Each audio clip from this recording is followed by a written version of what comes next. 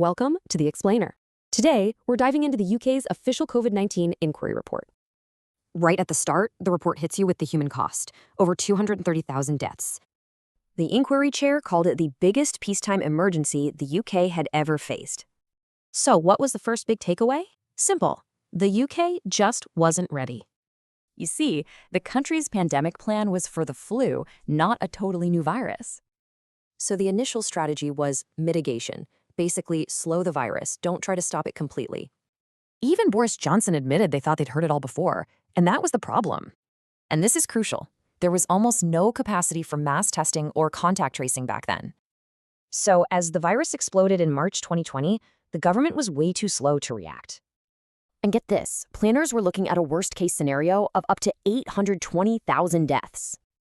But even with data getting worse, the decision to go into a full, mandatory lockdown was delayed.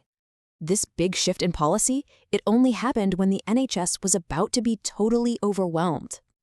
Okay, fast forward to autumn 2020. A second wave was building and scientists had a new warning. But remember, over the summer, Eat Out to Help Out was pushing for a return to normal. By September, top advisors were calling for a short lockdown, a circuit breaker, to stop the surge. But they didn't do it, so a longer, harder lockdown in November became the only option left.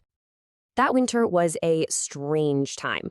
We had the hope of vaccines, but also a dangerous new threat. The vaccine rollout was a huge success, for sure, but new variants meant it was a real race. So when the super-fast Omicron variant hit, England brought in Plan B to slow things down.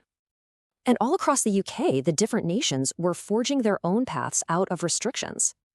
So after all that, what are the big lessons to make sure this doesn't happen again?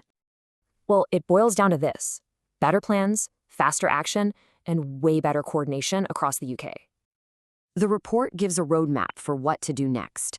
The big question is, will they follow it?